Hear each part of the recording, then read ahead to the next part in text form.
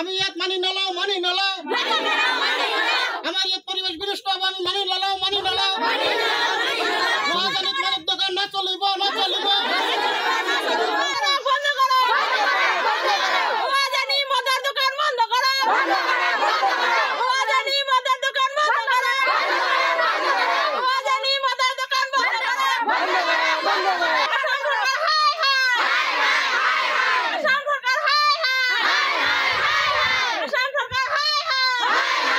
আমি শুনে পাইছো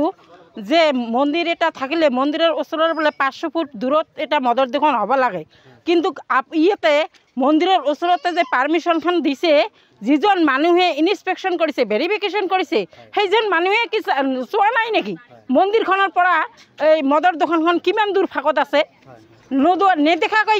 কি দিছে নেকি পাৰমিশনখন ভেৰিফিকেশন কৰিছে নেকি কাজে গতিকে আমাৰ এই মদৰ দোকানখন উচ্ছেদ কৰি দিব লাগে ইয়াৰ পৰা চৰকাৰক আমি কৈ আছো হেমন্ত মামা আপুনি অনুগ্ৰহ কৰি আমাৰ ইয়াৰ কিখন বন্ধ কৰি দিয়ক মদৰ দোকানৰ পাৰমিশনখন বন্ধ কৰি দিয়ক মদৰ দোকান দিছে যিসকলে ভেৰিফিকেশ্যন কৰিছে এই যে ইনভেষ্টিগেশ্যন কৰিছে ইহঁতে চাব লাগিছিল যে ইফালে সোঁফালে বাওঁফালে দুটা মন্দিৰ আছে আৰু যিখিনি ঠাইত মাটিখিনি দিছে যিখিনি ঠাইত স্থান দিছে তাৰ ওচৰতে এটা ঘৰ আছে এই ঘৰৰ পৰিয়ালটোৰ কথা সিহঁতে চিন্তা কৰিছে নে কৰা নাই এই কিন্তু চিন্তা কৰিব লাগিছিল যে ঘৰ এটা সন্মুখত আছে এই ঘৰটোৰ আগফালে যদি মদৰ দোকান খুলি দিওঁ এই ঘৰটোৰ পৰিয়ালটোৰ কি হ'ব অৱস্থা তাৰ লগতে যিয়ে মাটিখিনি ইয়াত দিছে তেওঁ কিন্তু এই ইয়াৰ বাসিন্দা নহয় তেওঁ বেলেগ গাঁৱৰ বাসিন্দা তেওঁ কি বুজিব আমাৰ ল'ৰাজনে গাঁৱৰ অসুবিধাখিনি সি বুজিব নেকি সি দিবই ইয়াত ল'ৰাজনে গাঁও ধ্বংস হ'লে তাৰ কোনো ক্ষতি নহয় গতিকে আমাৰ ল'ৰাজনে গাঁৱৰ ধ্বংসখিনি আমিয়ে চিন্তা কৰিব লাগিব আজি যিটো আমি আমাৰ কাৰ্যসূচী হাতত লৈছোঁ আজি আমাৰ ল'ৰাজনীৰ অত্ৰ অঞ্চলৰ গোটেইখিনি ৰাইজ একেলগে গোট খাইছোঁ কাৰণটো হ'ল আমাৰ একচুৱেলি আমি এনে ধুবুৰী ডিষ্ট্ৰিক্টতে পিছপৰা অঞ্চলৰ ভিতৰত আৰু পিছপৰা জেগাত যদি গভৰ্ণমেণ্টৰ বেনিফিটৰ কাৰণে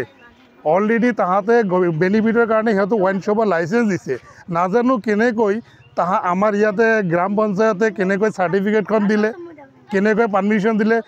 অলৰেডি আমাৰ গাঁৱৰ মানুহ এটাও অৱগত উইদাউট পাৰ্মিশ্যনত গাঁৱৰ মানুহ পাৰ্মিশ্যন নোলোৱাকৈ এখন জেগাত কোনো পাৰ্মিশ্যন দিব নোৱাৰে যিখিনি আমি ৰুল জানো কিন্তু আমি আজিলৈকে গাঁৱৰ মানুহ গম নাপায় যে ইয়াতে আমাৰ পৰা পাৰ্মিশ্যন লৈছে বুলি আজি আমি প্ৰতিবাদ কৰিব লৈছোঁ যে আমাৰ লোহাজানী গাঁৱত মানে ৱাইন শ্বপ খুলিব বুলি মানে ইহঁতে কৈ আছে যে মানে চৰকাৰৰ পৰা তেখেতসকলক বোলে অনুমতি দিছে গতিকে আমাৰ সমাজৰ যিখিনি মানে নতুন প্ৰজন্ম আহিছে সেই নতুন প্ৰজন্মই তাৰমানে পঢ়া শুনাৰ ক্ষেত্ৰত মানে ইহঁতে মানে পিছ পৰি আছে আৰু ল'ৰা বা পুৰুষবিলাকে মদ খাই সন্ধিয়া মানে তেওঁলোকৰ ঘৈণীয়েকৰ ওপৰত অত্যাচাৰ চলায় গতিকে আমি বিচাৰোঁ যে আসাম চৰকাৰক আমি অনুৰোধ জনাম যে চৰকাৰে যাতে আমাৰ ইয়াৰ ৱাইন শ্বপ বন্ধ কৰিবলৈ আমি অনুৰোধ জনাম